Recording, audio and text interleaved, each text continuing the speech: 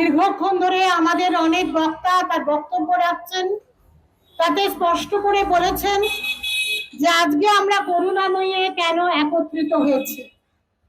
আমরা একত্রিত হয়েছি এই কারণে যে গত শনিবার রাত থেকে যে ঘটনা আমাদের রাজ্যে একের পর এক ঘটে চলেছে, তার মধ্যে অন্যতম মুখ্য যে ঘটনা, বারুইপুরের ক্লাস 6-এ পড়া একটি শিশু, তার পরিচয় নারী বা পুরুষ সেটা বড় কথা নয়, একটা শিশু যে সবে কৈশোরে পা দিতে চলেছে, এরকম একটি বাচ্চা বাড়ি থেকে বেরিয়েছিল তার পড়তে যাওয়ার জন্য বেরিয়ে সে আর বাড়িতে ফেরেনি। এই ঘটনা বারুইপুরের ঘটনা শুধু নয়, আমাদের রাজ্যের বিভিন্ন প্রান্তে একই এরকম অসংখ্য ঘটনা একের পর এক ঘটে চলেছে। আপনারা জানেন আমাদের এই বৃহত্তর বিধাননগর, যে অঞ্চলগুলো জুড়ে এই বৃহত্তর বিধাননগর অভয় মঞ্চ কাজ করে, নিউ টাউন সংলগ্ন যাত্রাগাছিতে গৌরাঙ্গনগরে এরকমই একটি 12 বছরের শিশু কন্যা, সেই 12 বছরের শিশু কন্যা বাড়ি থেকে বেরিয়েছিল। তাকে যখন খুঁজে পাওয়া যাচ্ছিল না, প্রথমে তার পরিবার থেকে তার মা গিয়েছিল বাগুইআটি থানায়, যে দেখুন আমার বাচ্চাটাকে পাওয়া যাচ্ছে না, আপনারা একটু খুঁজুন। বিধাননগর কমিশনারেটের অন্তর্গত নিউ টাউন থানার ঘটনা এটা। বাগুইআটি থানা বলেছে এটা আমাদের দায়বদ্ধতা নেই, আপনারা নিউ টাউনে চলে যান। যদি বাগুইআটি থানা ভূমিকা পালন করত, যদি বিধাননগর কমিশনারেটে খবর দিত, তাহলে নিউ টাউন থানা থেকে সহজেই এই ঘটনার অ্যাক্সেস করা যেত।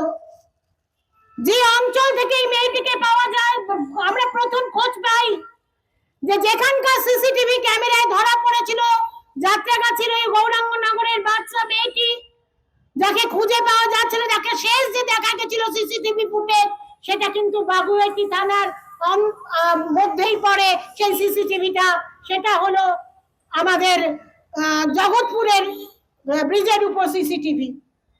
তাহলে পুলিশ যদি চাইতো, যদি আগেই সিসিটিভি গুলো দেখতো, তাহলে হয়তো যাত্রাগাছির মেয়েটিকে রক্ষা করা যেত। একই ঘটনা আমরা বারুইপুরে দেখলাম, যে বারুইপুরের মা বাবা যে বাচ্চাটিকে পাওয়া যাচ্ছিল না, যখন গেছিল পুলিশ কোনো ভূমিকা পালন করেনি।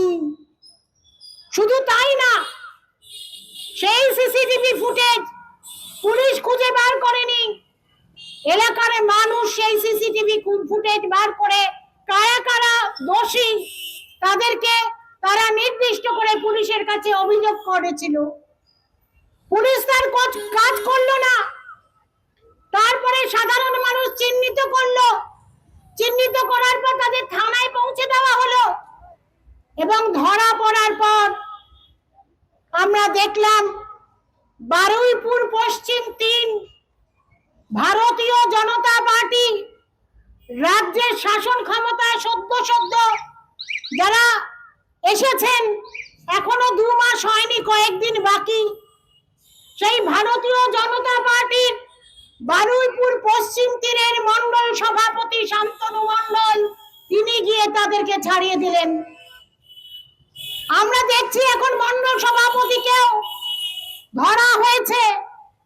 আমরা এই কথা বলতে চাই, শুধুমাত্র যারা অভিযুক্ত শুধু তাদের শাস্তি নয়, যে পুলিশ অফিসাররা তাদের দায়িত্ব পালন করলো না, এই বাগুইআটি থানায় বলুন, সেটা রাজারহাট থানা বলুন, বা ওই বারুইপুরের থানায়, যেখানে যে পুলিশ অফিসাররা তাদের দায়িত্ব পালন না করে মন্ডল সভাপতির নির্দেশে 3 জন ধর্ষণকারীকে ছেড়ে দিল, তাদেরও আমরা শাস্তির দাবি করি।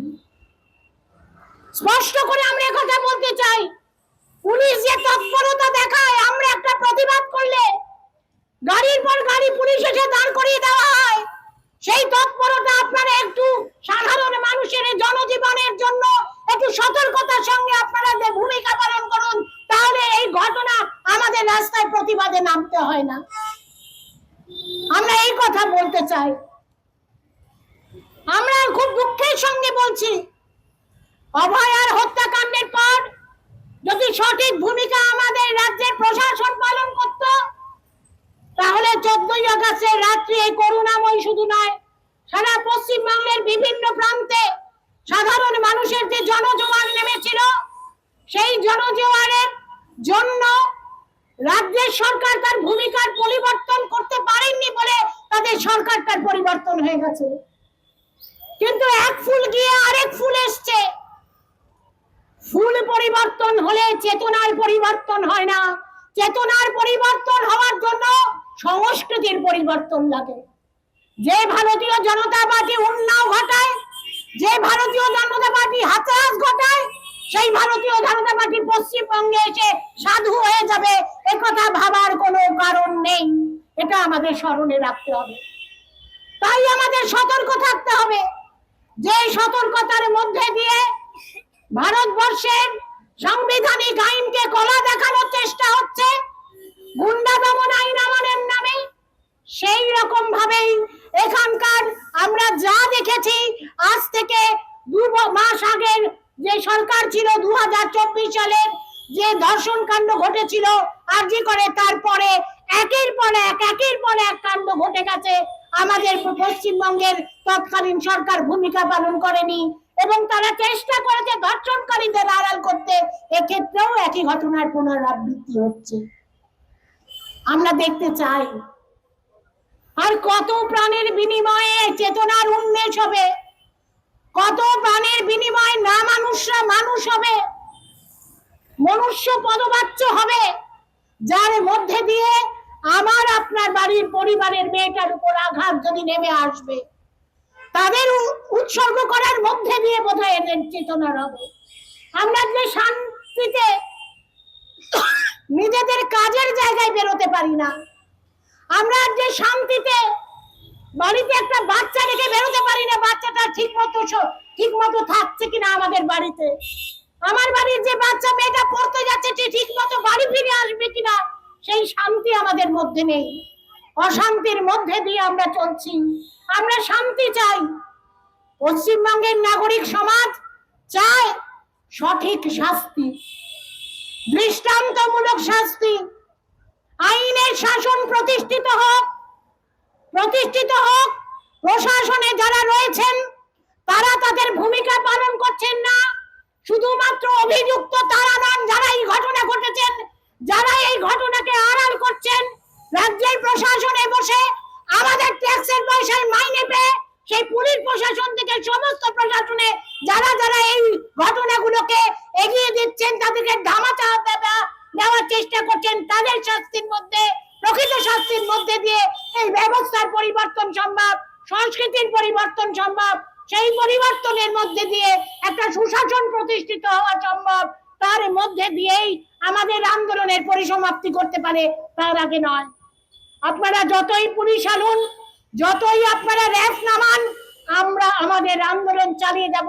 আপনারা যদি ভূমিকা সঠিকভাবে পালন না করেন, সেই ভূমিকা আপনারা যদি পালন না করেন, আজকে যেমন মানুষ পালন করছে, তেমনি আমরা যারা প্রতিরোধকারী, প্রতিবাদকারী, আমরাও পালন করব। এই কথা বলে সবাইকে আজকে এই সমাবেশে, বিক্ষোভ সমাবেশে আসার জন্য সবাইকে আন্তরিক সংগ্রামী অভিনন্দন জানিয়ে আমি আমার বক্তব্য শেষ করছি। অভয় মঞ্চ বৃহত্তর বিধাননগর জিন্দাবাদ। We want justice, we demand justice.